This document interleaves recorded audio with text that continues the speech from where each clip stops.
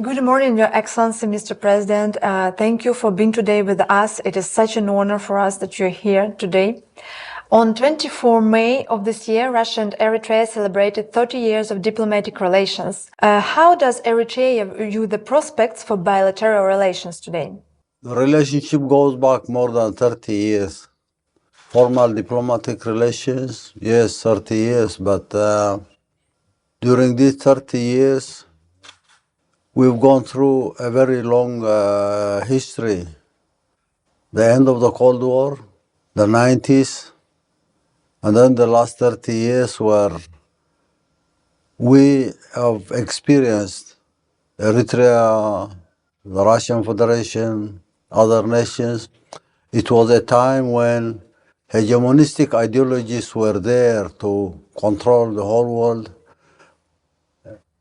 The end of the Cold War, which was bipolar, and then unipolar ideas and ideologies came. And the last 30 years, there was a transition in a global order. And bilateral relationships between Eritrea and the Russian Federation within this context.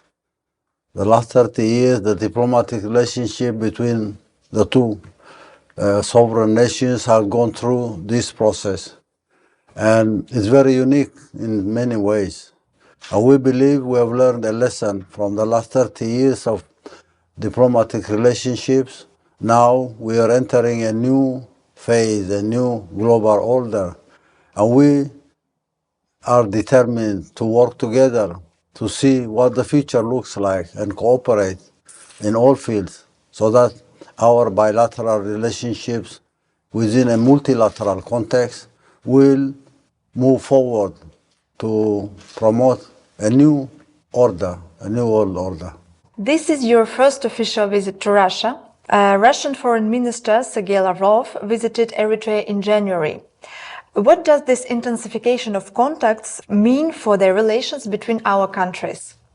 It's not only bilateral. As I mentioned earlier, the visit of Foreign Minister Lavrov was in Asmara. We had a very fruitful discussion on cultivating partnership for the long term. And we had to go through evaluating the experience of the last years, 30 years. How do we move forward? Promote bilateral cooperation programs, but also face the challenge that we jointly face. And a continuation to the meeting in Asmara, there was a meeting where our foreign minister visited Russia, and there was the Sochi meeting. We further discussed a number of issues on how to promote bilateral cooperation programs. But that should be based within a common understanding, a shared understanding on how the world is moving. And that was very fruitful. Those two discussions were the basis for designing jointly a program for the future. How do we manage our bilateral cooperation programs? How can we go beyond that and promote a more broader multilateral relationship? The continent of Africa is there, is a marginalized continent. We have our sub-region, the Horn of Africa, other sub-regions at the continental level. Now with the situation globally and the Russian Federation facing challenge from hegemonistic forces, how do we design a common program forward? And those two meetings were very fruitful, as I said, and this visit came as a result of those consultations that were undertaken in Asmara and Sochi. Foreign Minister Sergei Lavrov and his Eritrean counterpart, His Excellency Osman Saleh Mohammed, have previously identified energy, transport infrastructure development, information and communication technology and agriculture as promising areas for cooperation. What plans do you have for implementing joint projects in these sectors? The bilateral cooperation programs are very broad. We have infrastructural programs, ports, airports, roads, railways, ropeways, energy programs, inclusive of renewable energy, geothermal energy, agriculture, water management, social programs, education, health, mining, transportation, communications, and diplomatic and media cooperations even. It's an integrated cooperation program. Each sector, every industry is involved. We've been developing projects and programs for every sector and every industry with the potential of the Russian Federation, and given the challenge, the present challenge, there is an understanding that the Russian Federation could make huge contributions in all these areas of cooperation. We start with our bilateral programs. Bilateral cooperation programs are not general issues. We need to concretize what bilateral cooperation program means. And bilateral cooperation includes or is inclusive of all these details I mentioned. How do we develop projects on infrastructure, for example, roads, railways, ropeways, water, energy? It's a very huge challenge, and we've been working together to identify the areas, but go beyond that and jointly consider the mobilization of resources. How do we implement these bilaterally agreed programs on all these areas? Do we have the resources for that? Do we have the time? We need to have a clearly defined time schedule for implementing each and every program. I mean, our bilateral discussions on all these issues has been very useful in identifying the needs or assessing the needs, but also mobilizing the resources, establishing or putting in place mechanisms of implementation and follow-up. And even mobilization of resource will take stock of an integrated approach. An integrated approach, you can't separate one program from the other program. They are interrelated. How do you manage to implement these separate or concrete projects so that ultimately they come up with synergy? Synergy is very critical. I think the bilateral, again, is seen within the context, the regional context. Can we isolate our bilateral program or programs of cooperation? Do we need to take stock of a broader scope? Say, for example, what would be the multilateral cooperation program between the Russian Federation and the Horn of Africa, between the Russian Federation and other parts of the continent? It's an interesting topic, but again, I can say that the discussions that took place in Asmara, Sochi, and now has been a dynamic process where we've been able to clearly understand where we are going. There are global challenges, as I mentioned earlier. How do we work together so that we can overcome this challenge? It's an interesting approach, and I say we are within the given circumstances working together to promote bilateral or shared programs. And these programs are, for us,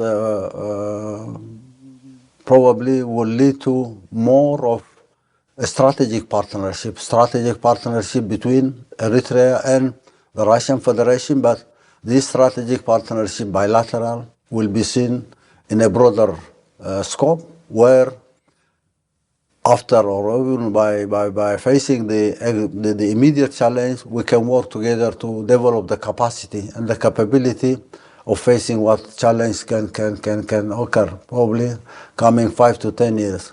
Moscow has repeatedly known that Africa is emerging as one of the new center of multipolarity. Is it fair to say that unipolarity has become obsolete? And how does Eritrea see its place and the continent's place in the multipolar world? It's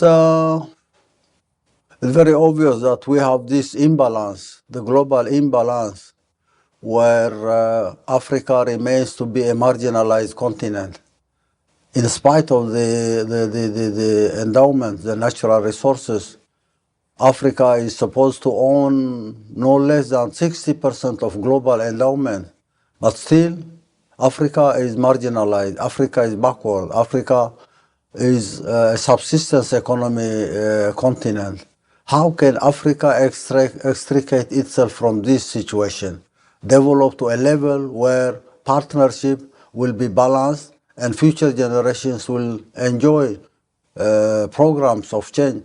What I mentioned in terms of sectoral and industrial programs is probably focused on a bilateral issue. Without addressing these multilateral, global, and continental issues, it wouldn't make sense to have these bilateral programs succeed. So it has to be seen within a broader scope. The involvement of the Russian Federation in Africa, in a number of sub-regions, every nation in Africa, ultimately to create a synergy out of these cooperation programs is very critical. It's not an option. It's a necessity as of now. And this growing partnership between the Russian Federation and each and every sovereign nation in Africa, plus the collective approach of trying to find a broader ground for multilateral cooperation, where we may have a summit here in Moscow in the coming few weeks or 2 months, so that these discussions will continue to see how possibly can the Russian Federation relate to the situation in the continent, and how could governments and nations in Africa engage to promote this partnership that will change the quality of life and enable African peoples to enjoy the resources that they have by designing and implementing programs for development. So it's as I said earlier, it's not an option, it's a necessity, and everybody is aware of that. And the Russian Federation is keen to see that this partnership will move forward successfully. In July, the second Russia-Africa summit will take place. First of all, Your Excellency, do you plan to attend? I don't need an invitation. I said I don't need an invitation. I'm there. I don't need to be sensitized because, as I said earlier, it's a necessity. This is not a PR occasion. This is an occasion where partnership will have to be built based on a mutually shared understanding. Eritrea was among the countries that abstained from voting the United Nations General Assembly resolution on condemning Russian actions. In 2022, Eritrea condemned the sanctions imposed on Russia. Do you feel pressure from the West for your position? And do you detect any pressure in relation to certain projects of cooperation with Russia? There is a problem here. We did not abstain. We were against the imposition of sanctions against the Russian Federation. It's not because we are doing any favor to the Russian Federation. This is war declared on Russia, led by Washington and NATO. So it's very clear, it's a very simple thing. And as I indicated earlier, this war was declared 30 years ago probably. During after the end of the Cold War, this idea of hegemony came. Control everything, influence the world, divide the world into areas of influence. And it's not only expanding influence.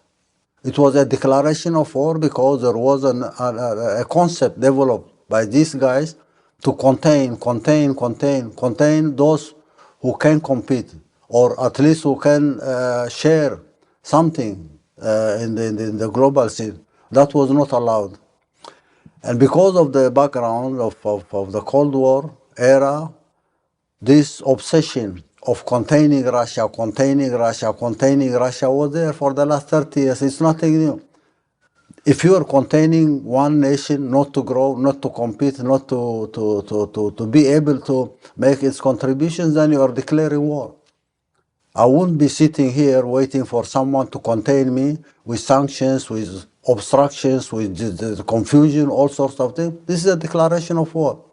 And we had our position very clear, not yesterday or the day before, but we said this is not the kind of all world order that the peoples of all continents need. Nobody needs this kind of policies, hegemony, control, and not allow people to grow and work hard to change their quality of life. This idea of war in Ukraine or war between the Russian Federation and Ukraine is not true at all. This is war declared by NATO and Washington against the Russian Federation for the last 30 years. This has been going on and on and on for the last 30 years. How can you contain Russia? Not enable Russia to economically compete, not enable Russia to compete in technology, not allow Russia to compete in industries, not allow Russia to even have influence everywhere. If you have declared this war, then the war is there. It's not a war between Russia and Ukraine. For that matter, our position was clear. We were against this so-called global order or world order. We've been victims of these sanctions. It's not big nations or not powerful nations like Russia, China, or anybody else, but even those who don't bow or kneel down to this ideology of hegemony will have to be punished. Sanctions, sanctions, sanctions. This declaration of war will have to end. This is not a war between Russia and Ukraine. This is a war declared by NATO, led by Washington, and Russia had a right to defend itself, not alone. It's not an isolated Russian case. This is a global issue.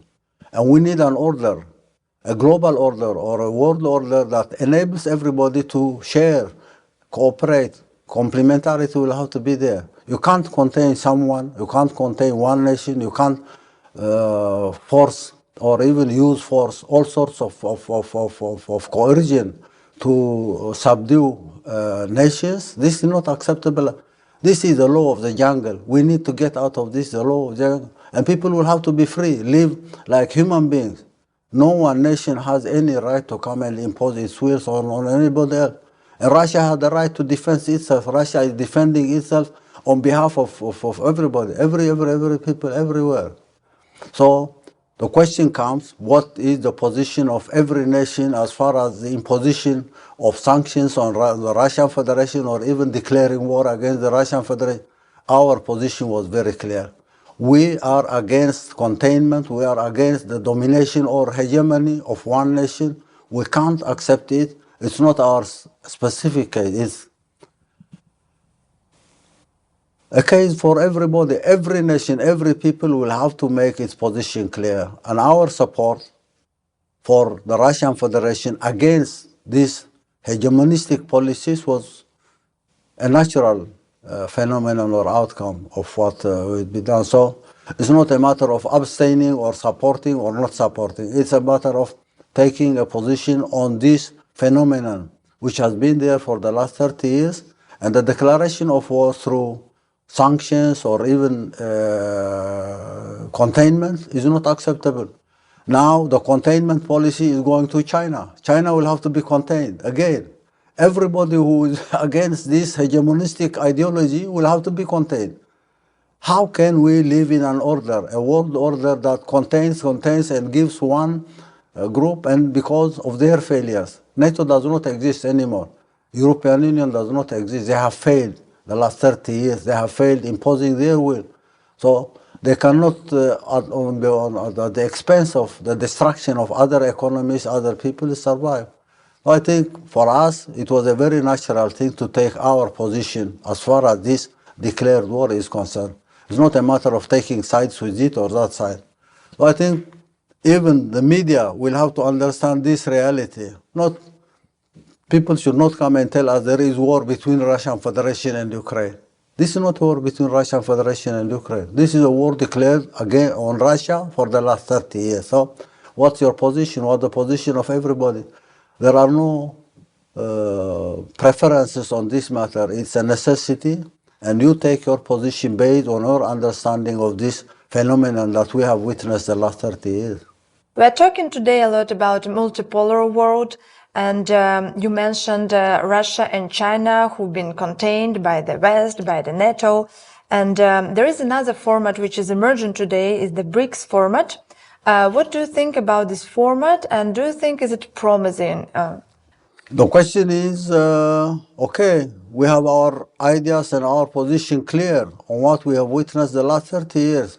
It's not a matter of challenging hegemony. It's not a matter of fighting containment. It's not a matter of fighting sanctions.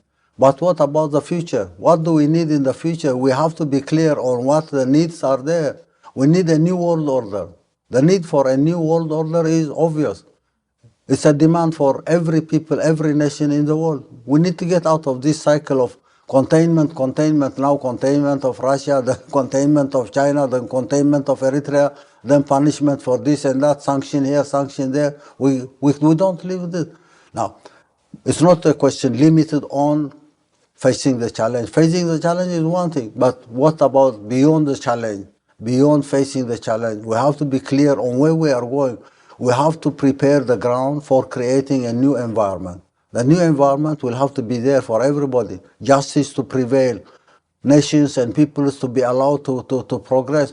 They need to create an arrangement. There has to be a forum. There has to be a platform where everybody will come join for the future. It's not facing this challenge of containment. This will end anytime because there is no NATO. NATO will not survive. NATO will not be there. Other hegemonistic arrangements or groups will not prevail.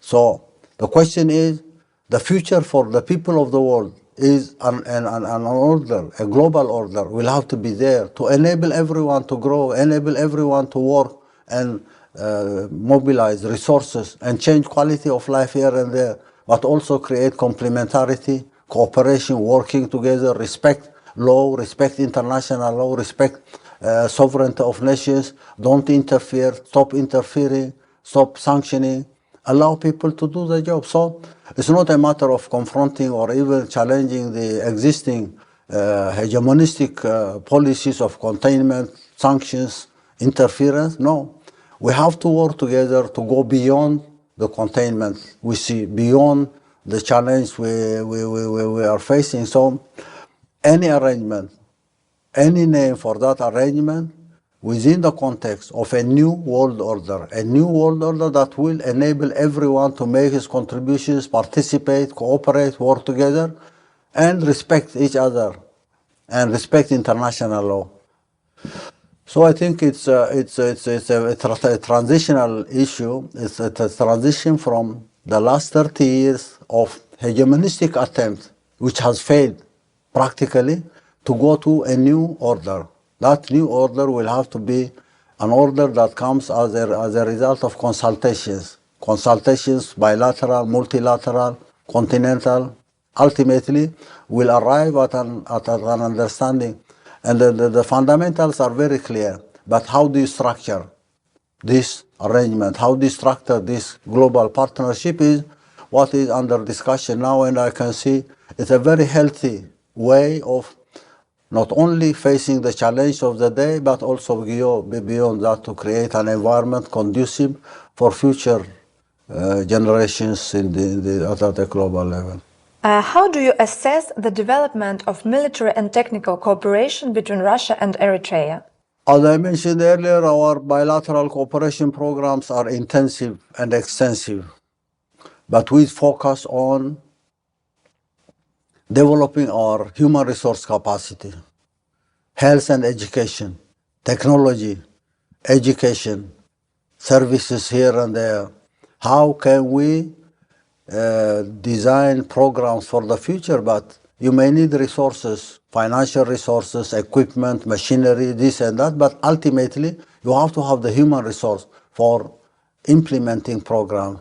Our cooperation programs in the field of education, training, vocational technical training, research and development, and ultimately we'll have to equip the future generation to not only face the existing immediate challenge, but build a future based on knowledge, future based on skills and occupations that are capable of mobilizing resources and utilizing resources. So one of the areas of focus in our bilateral partnership with the Russian Federation is to engage in developing our human resource and capacity so that it's enabled to implement programs agreed on this or that sector or this and that industry. Ultimately, this will be the multiplier. It will be the machine behind every project we agree upon. So the comprehensive approach that will include various sectors, economic, social, and what have you, plus focus on human resource development and services, social services are very, very fundamental. So I think it's a very balanced way of promoting bilateral partnership and multilateral. It's not going to be isolated at the bilateral level. We have to see it within a broader context. A broader context will be regional or even continental. I see, but still military and technical cooperation will be one of the field of cooperation between our countries. So is it possible to revive the Soviet naval base on the Red Sea? What are your thoughts about it? It's not Soviet, or it's a very long story. I don't want to go into the details, but there were mistakes. One of the historic mistakes is the dismantling of the Soviet Union. We're not very nostalgic, but again, it was one historic mistake to us and to the group. It's not a matter of individual perception. The cooperation programs will have to include peace and security, peace and stability. It is critical. How can we possibly implement these programs without guaranteeing stability in one area? Even the bilateral arrangements will have to take stock of this. So it's not a matter of who is where and what are the defense and security programs. Defense and security programs are part of the comprehensive partnership that we'll have to develop ultimately. It's not a way of allowing one nation or another nation have a base here, have facilities here. That's not that comes within the broader context. If we are talking about infrastructure, talking about energy, about water programs, about mining, about promoting investments in a number of other industries, we need stability. The fact that we see today one of the major obstacles of developmental programs at the continental level in Africa or even sub-regional level is stability. Stability is a prerequisite. So cultivating or developing partnership will require a conducive environment for implementing developmental issues, which will take stock of cooperation in the field of defense and security. How can we work together to guarantee stable environments for our jointly designed program? So the sky is the limit. There is no way of which place, where place, and how to do it. We have to guarantee stability at a bilateral level. We'll have to work together to guarantee that our programs are implemented in a very secure environment. Given the continuous instability, interference from outside forces, the instability that becomes generates as a result of mismanagement and miscalculations within a localized area, we need to go beyond that and create a very stable, peaceful environment, and the security and defense cooperation becomes a natural outcome. It's not a matter of preferring or making arrangements bilateral or multilateral. We have to work together to secure stability in any program we design. So I don't have any exclusive programs. No, we are not going backwards and talking about history. History full of mistakes. Where we are now is a result of our mistakes in a way. And we have to recognize that we have made mistakes, correct these mistakes, but for the future we need to make arrangements so that we can avoid wasting our time and resource and focus on implementing our programs. Thank you very much. In 2018, the possibility of establishing a Russian logistic hub in the Eritrean port of Asab on the Red Sea coast was considered, but the initiative doesn't appear to have made any further headway.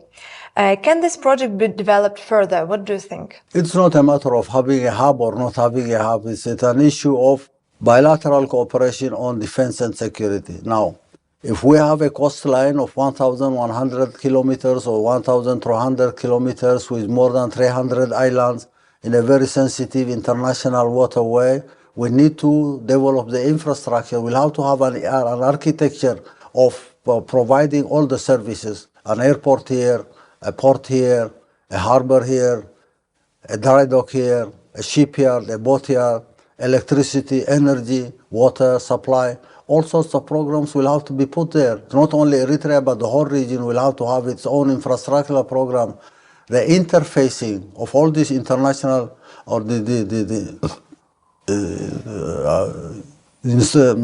constructions on infrastructure, interconnect infrastructure. You cannot have isolated energy programs in the whole region. You cannot have roads and railways or even airports and harbors totally isolated from each other.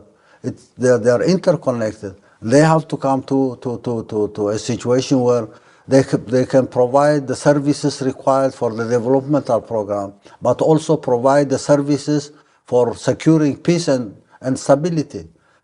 You have to have this infrastructure. You have to have the design, the architecture, and work together.